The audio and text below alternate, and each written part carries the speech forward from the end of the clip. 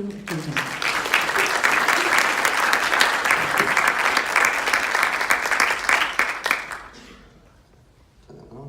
Is that better? Yep. Just give me a second, I'll try and find where my presentation went. Sorry. That's all right. Disruption is all part of the game. Okay. So there we go. So that's me. Yeah, thanks Chrissy, and thanks everyone else for coming along today. My name is Kim Flintoff. I was a former drama teacher. Prior to that, I worked in theatre and drama. I was a clown for 6 years.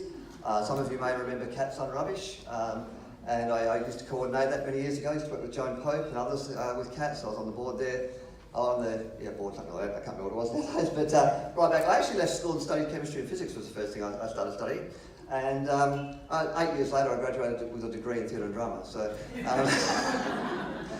go figure. And oddly enough, now I'm actually working back in the university area with technology and with science and with data. And so all of that early learning in science and what's now dubbed as STEM has really sort of found its place. And I think that, combined with my drama background, just positions me in a place nowadays where I'm very comfortable with ambiguity, I'm very comfortable with uncertainty, I'm very comfortable with risk. And I think they're things that we're going to need moving forward. My current role is actually called, the title is Learning Futures Advisor. And a big part of the role is horizon scanning. So what I'm expected to do is to look around, see what's happening in the world, see what's happening in developments in ed tech, see what's happening in educational practice and educational theory and educational research, and also larger societal trends, and to try and guess, because there's always guessing, try and guess what we might need to be doing differently and more effectively by the time Curtin University realises its greater Curtin vision, which is 2030. So my KPIs started in 2015 and will be realised sometime after 2030, if I'm still working. So it gives you a bit of scope of what I'm doing. I also coordinate the Learning Futures Network, so we're trying to draw together schools and non-school organisations from K-12 right through to higher ed, TAFE, and all sorts of sectors. So we've got groups on board like Questacon, we've got Australian Data Science Education Institute, we've got individual teachers, individual practitioners who, Rachel Bott, who runs Creative Move, she teaches STEM through dance, and she's just a sole trader. And not just a sole trader, she's an excellent teacher as well. But a whole lot of people who are very geared towards thinking about what the future of education is going to require and how that's going to link with the future of work. So that's sort of the realm that I'm working in. I see Paul up there as well. He's another one who's very invested in this space as well. So one of the big challenges I have when talking with academics and school teachers, and as I said, I was a school teacher, I was a drama teacher for quite a few years, this part starts to get tetchy. We need to be able to talk about the systems that we're a part of, the ideas that are circulating around, the practices that we engage with, and the beliefs that we have in very critical ways without taking it personally. And partly, and I know from a teacher's point of view, we invest so much in what we do. We invest a lot of our identity in the work that we do. And sometimes when you start talking about the practices, start talking about the ideas and beliefs that you have, it really feels like someone's sort of trying to cut your heart out. And I think we have to learn a way to be more resilient and more less defensive and more critical and more embracing of some of these sort of ways of thinking. So today, hopefully without the heart surgery, I'd like to try and sort of navigate that sort of space. So I invite you to critique what I'm saying, challenge me, bar me up in a corner and say, no, you're completely wrong, but don't take it personally. Okay. About this time last year, George Monbiot published an article in The Guardian called Factory Outlet, and he was talking about education systems. And those of you who have a history of the Western education systems will know about Taylorism. So Taylor looked at saying, okay, well, this new education model is great because we could just churn out a whole bunch of people who can sit quietly at the factory station and do the little job. They're not going to argue, but they can read the instructions and they can go home at the end of the day, and then they can spend their money on the goods that they're producing, and that keeps our economy moving along. Now, we've moved, hopefully, a long way as a society, and recognising that there's a lot more to just being a factory worker. Not that there's anything wrong with factory workers. But we can't all be factory workers, and there's a whole lot of other scope that needs to come on. So George Monbiot started to ask some questions about the way our education systems are functioning. And he was sort of saying that we need critical capacity, we need creative capacity, we need socially skilled. So these are all the really important 21st century skills that everyone's talking about. And they're presented in all sorts of different ways. In the Australian curriculum, they're presented as the general capabilities. And my argument is that the general capabilities should be the core of what we're actually focusing on and working with kids in schools. We should be focusing increasingly on developing the learner and wrapping our curriculum around that, not putting the curriculum, leading the whole equation. So I'll just read through these questions and just let them sit with you as we talk through this morning. So if you want a job in the future, you must be as unlike a machine as possible, creative, critical and socially skilled. So why are children being taught to behave like machines? Here's words on one. Children learn best when teaching aligns with their natural exuberance, energy and curiosity. And this goes to what Sam was saying at the beginning there. So why are they dragooned into rows and made to sit still while they're stuffed with facts? We succeed in adulthood through collaboration. So why is collaboration in many situations of tests and exams called cheating? And so that's a cultural thing as well. There's an article in the paper just the other day that in certain parts of the world, that cultural sense about appropriation of other people's knowledge is not seen as cheating. It's actually just seen as being very efficient. So the Western mindset around ownership of knowledge and all that sort of stuff really can impact on our education. Sometimes we get far too hung up on that at the expense of kids' learning. Governments claim to want to reduce the number of children excluded from school. So why are their curricula and tests so narrow that they alienate any child whose mind does not work in a particular way?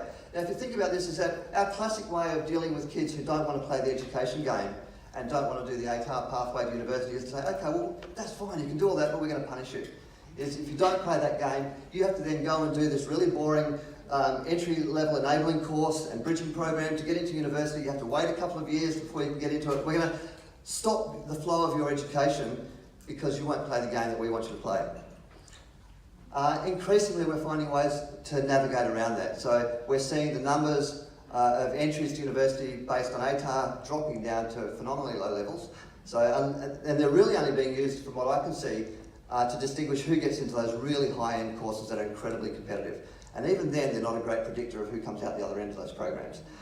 Which is partly why I don't get too worried about people with a very low ATAR score being admitted to teaching programs, because it's not what they come in as, it's what they leave as.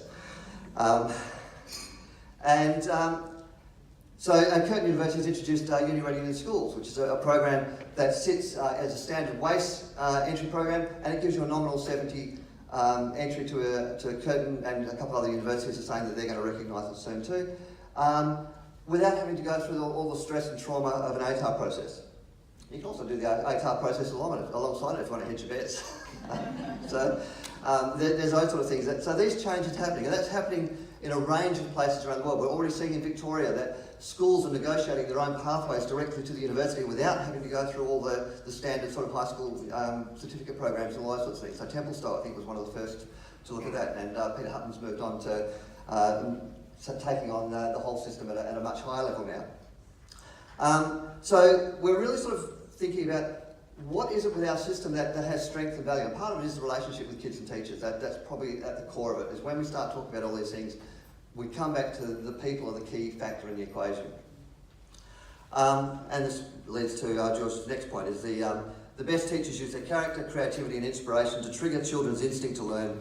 So why are character, creativity and inspiration suppressed in a stifling regime of micromanagement? Anyone familiar with that process? I won't ask you to speak out if you've got management here, but we do get increasingly caught up in administrivia as part of our teaching role. I don't know a teacher that doesn't complain about the amount of time that they spend simply going through the administrative aspects of keeping track of what's going on in their classroom, reporting that through the systems, and largely reducing it down to a relatively meaningless number at some point. And I think that's where there's a lot of criticism, a lot of critique going on in the system. And I'm not the only one saying this. Digital Promise, which is headed up by Karen Cater in the US, has actually started creating a map of all the challenges facing the future of education. I won't go through them all, it'll take all morning to get there. But just to show that there is a lot of thought going into this space globally. There's a common suggestion that it takes a village to raise a child, and I suggest that a school's not actually a village anymore. A school is more like a small corporation. When I was thinking at one stage about applying for a principalship, I was advised that my next best step would be go get an MBA. I start to wonder about when school management and other things come down to all the business principles, and that education starts to take a back seat to that. And I know that's never the intention. I know that's never the intention, but the way systems work at times is we get into habitual pragmatism. We start to get so bound by the way that we are used to functioning within a very limiting environment, and we stop the blue sky thinking. We stop thinking beyond the realms of of possibility. We think is what will my system allow me to do, rather than what can I do, or how can I work around those systems. I'm really lucky I have a boss at Curtin who says that it's easier to apologise than to ask permission. So that drives a lot of the work that I do. I've already flagged this comment here about conversation about technology and education always comes back to discussing people and culture. Now, a friend of mine at University of Connecticut has a couple of years ago had a first child, and started observing his child working with technology in the house, and his 2-year-old was running up to the big screen TV and saw an icon that he recognised on the screen and started banging it, and increasingly getting frustrated because this new big 3D television didn't do what it was supposed to do. It's a screen, it's supposed to respond when you touch it, and it didn't. And so my friend Matt started wondering, well, if his expectations at 2 are that high of the technology, what's it going to be in 2032 when he graduates from high school? And the Class of 23 project was born.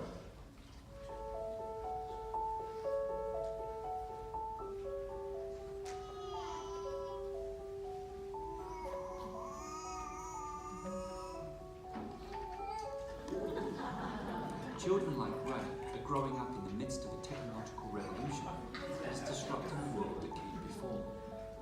Information around them is now prolific, and the manner in which it can be accessed is vast. This film is a discussion about the emergence of our digital culture and what we must now consider as we prepare our system of schooling for the class of 2032 and beyond. Our generation has access to information in a way that was never possible before. It's in our pocket. Literally anything we want to know is in our pocket. When we were growing up, you didn't have that kind of information at your fingertips that was readily available. So if you wanted to know something, you had to think about what you wanted to know. Then you had to go find a place where you could visit to look that up. The ability for anyone to post whatever they want to post, and for any other person, any other server to be able to access that freely and openly, has transformed the way that information is exchanged. And ultimately, the exchange of information and the achievement of knowledge and understanding are the aims of education.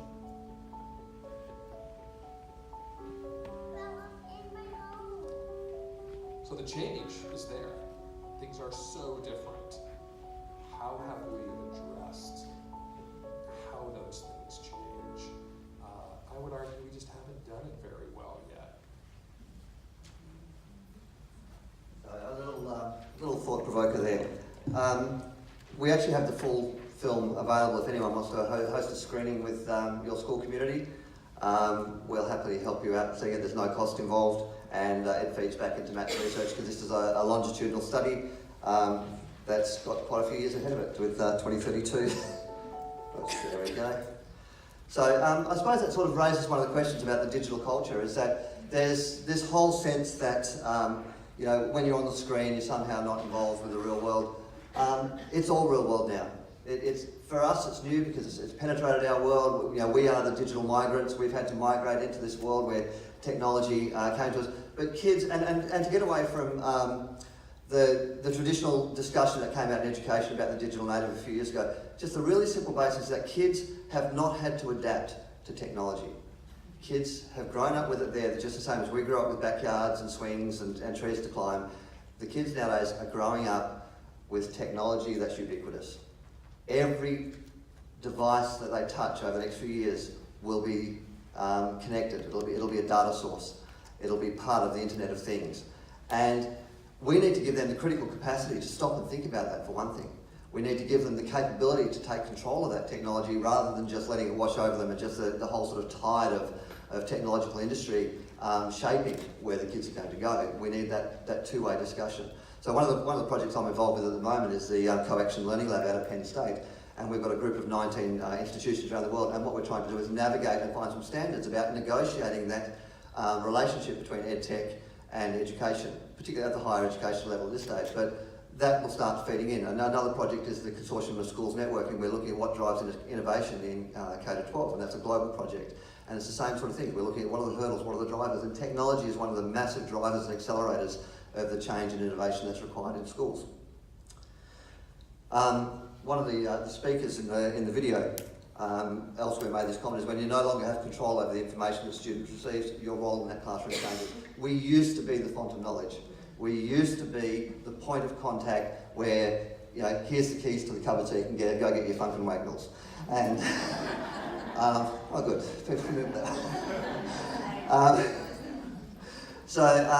But now we're not needed for that anymore. We don't need to be the person who delivers information anymore. We all know that. We've been telling this. I mean, John Dewey told us that back in 1911.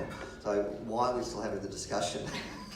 And it's partly because systems often change very slowly, and systems are driven by all sorts of other things beyond the classroom. Somebody's already spoken about this morning. 65% of kids entering primary school will find themselves in occupations that don't exist today. So I remember seeing an old, it was always posed as a Chinese proverb, but I doubt that it was don't condemn children to your own learning. And I think that's part of what we've traditionally done, is we know the way the world works, and so we try and teach that. What we actually have to do now is foster a capability in kids to challenge the world that they're a part of, to be a part of it. I mean, I'm involved with the Sustainable Development Goals, the United Nations program, and a lot of things. And one of the big things that we've had a hard time getting is children's voices coming through that, and it's coming through with a vengeance at the moment. And kids are just going to sweep us out of the way because they know that their future and their future survival means that we either have to play with them or get out of their way, because they're going to save the planet one way or another, with or without us. So the occupations that they're facing are going to be tied to a lot of those sort of sustainability focused things. They're going to be massive shifts in the way that energy works. I mean, Western Power's most recent little experiment down at Meadow Springs with putting in a community power bank, something that none of us thought about when we were all putting solar panels on our roof, but something now we can feed our excess power into a local community power bank, still use the existing grid so we don't have to knock down all that sort of things, but with a very small charge we can draw back that cost and also share it with those people who don't have solar power as well.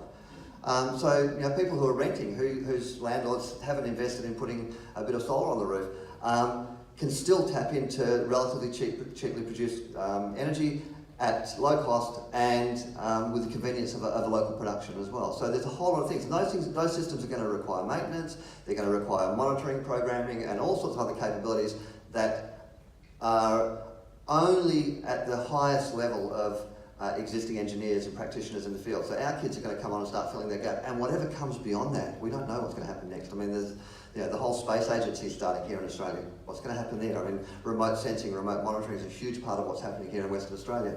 The industry that's going to open up around that will be huge. Sadly, technology amplifies bias, and we've seen that in all sorts of ways with notions of fake news and everything else. But it also, because of the ubiquity of technology, kids are exposed to a whole range of ideas repetitively. And so their expectations start to shift in many ways. And one of the big risks was highlighted in a project that came through the UK. And with a bit of luck, this will work. There we go. This afternoon, we're going to draw people doing different jobs. And the first job we're going to draw is a firefighter. Have a think in your head what a firefighter looks like. What's your fire firefighter called? Mine's called Firefighter Gary. Firefighter Stan. Firefighter Simon. He's big and strong. He's got a big helmet on. That's brilliant, isn't it? Next, we're going to draw a surgeon. Have you thought of a name for your surgeon? Jim Bob. He's a brain surgeon. I think he would wear a stethoscope. He gives you medicine. That's his ambulance. Okay, next, we're going to draw a fighter pilot. This is his jet plane. He rescues people. He likes to do stunts in the air and stuff. Okay, now who would like to meet these people for real?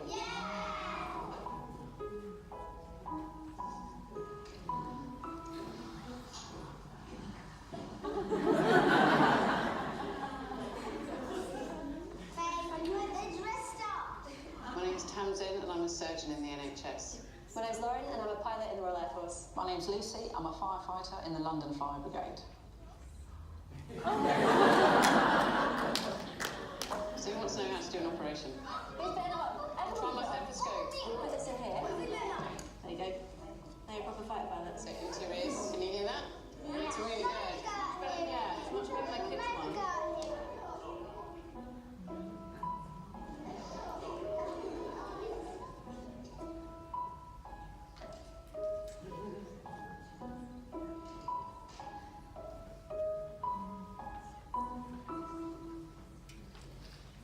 Okay, so that has a very clear focus on the gender imbalance in STEM industries and those sorts of things. And that's a big part of what the education system's driving. Coder Dojo's working on that, Girls Can Code movement. There's so many different focus on that, but there's a whole lot of other aspects of stereotypes and ways of thinking and the biases that we hold.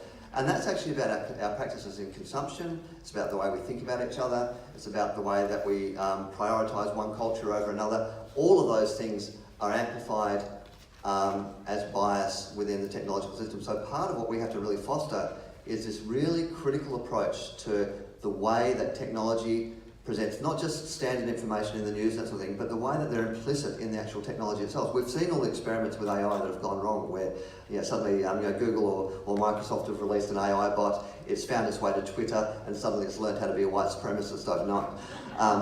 So we're doing that more slowly with kids, and I think that's partly what we need to look at as well, is how do we become really critical partners in kids navigating the technological space of the future.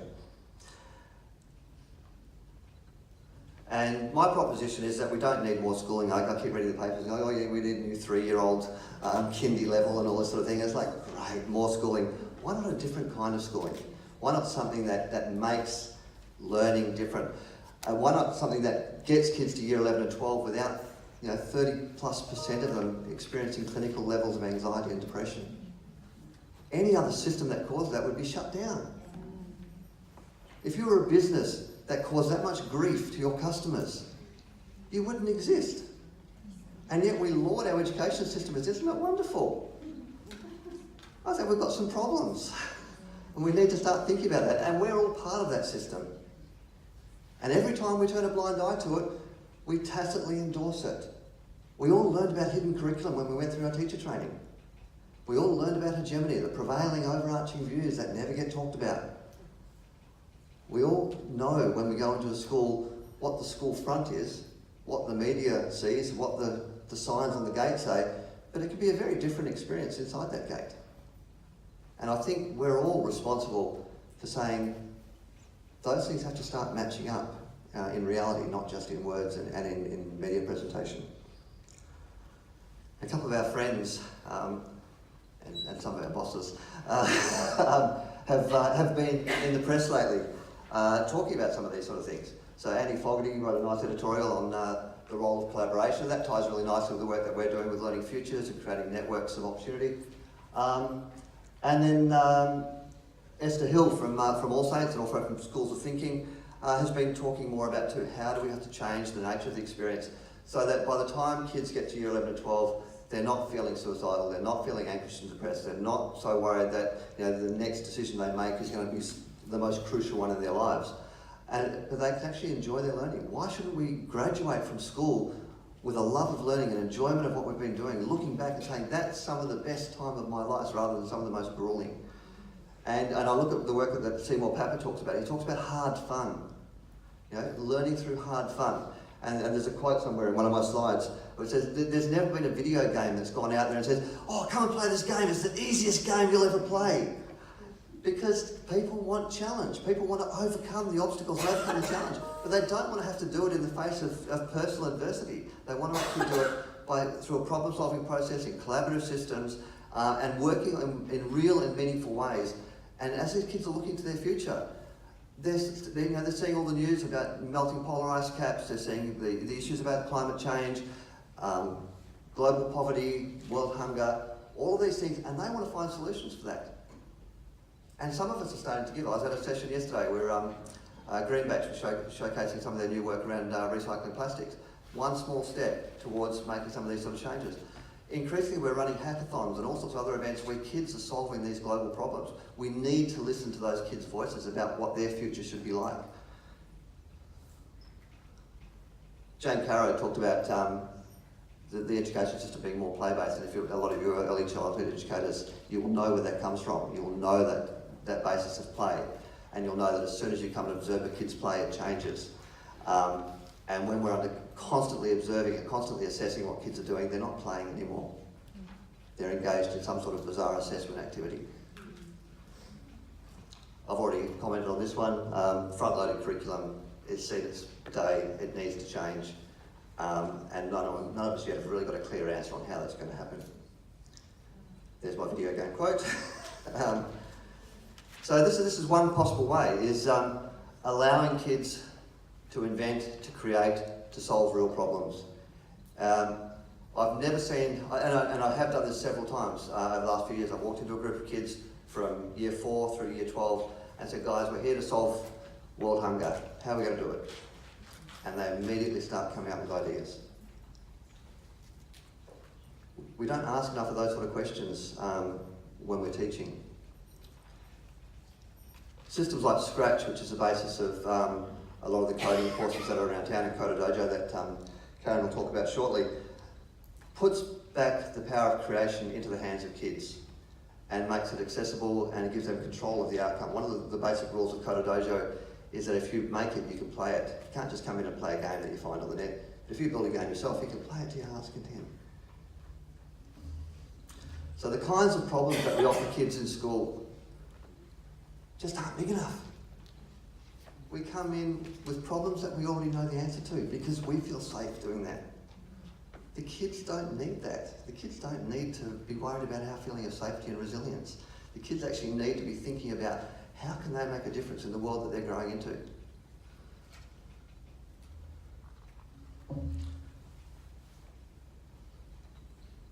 So this is just some feedback on one of the reports, one of the projects run by a teacher. I can't remember what it was now. I did have a reference on this, but I've lost it. But it was about planting seeds. And so there was a group of year 2 kids, I remember now. And the teacher said, we're going to solve world hunger. And the kids come up with the idea of, well, let's start teaching people how to grow their own food.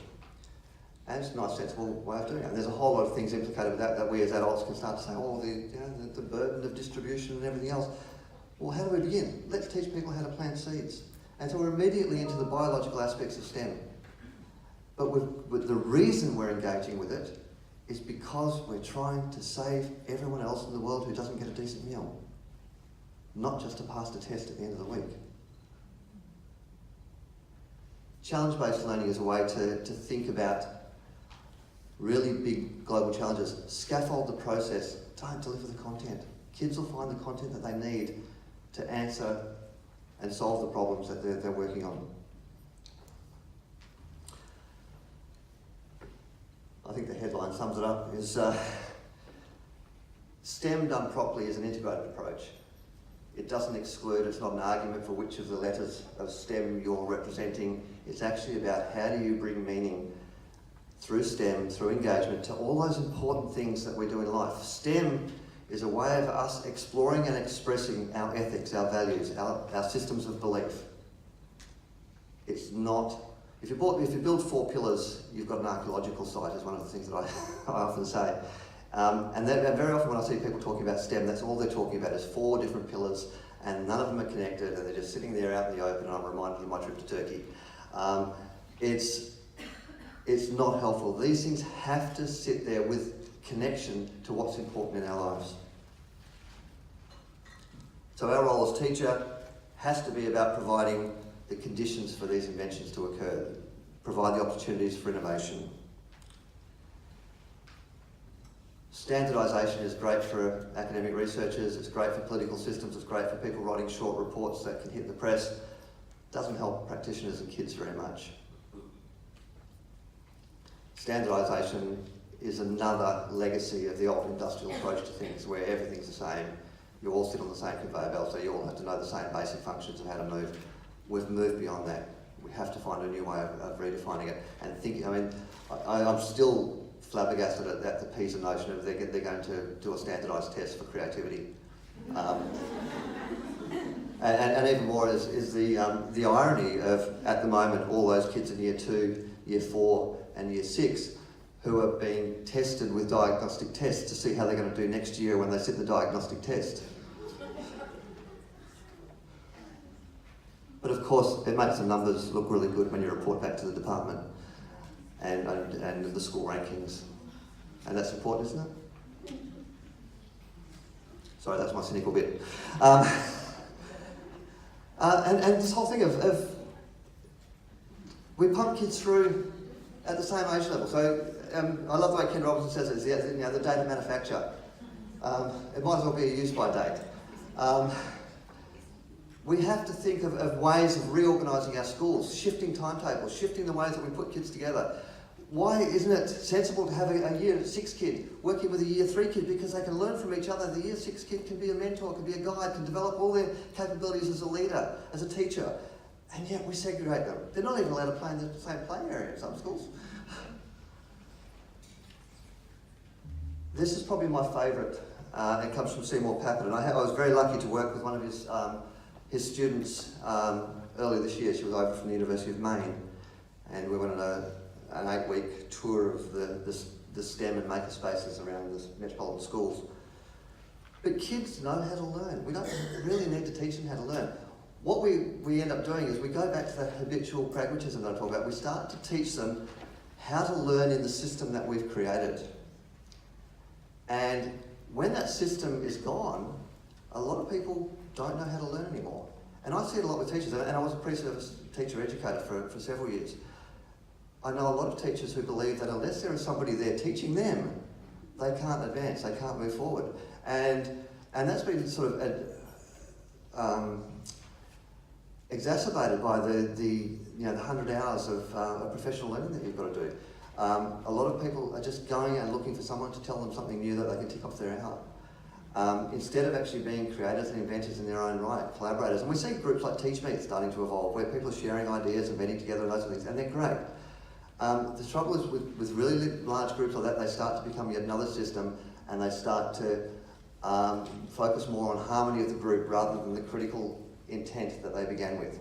And that's one of the things that we have to do with every system we engage with. We have to remain critical. Because systems try to generate one way of doing things, back to standardization, remember? And if you only know one thing, one way, you don't really know anything at all. And that's, I think, the lesson for us.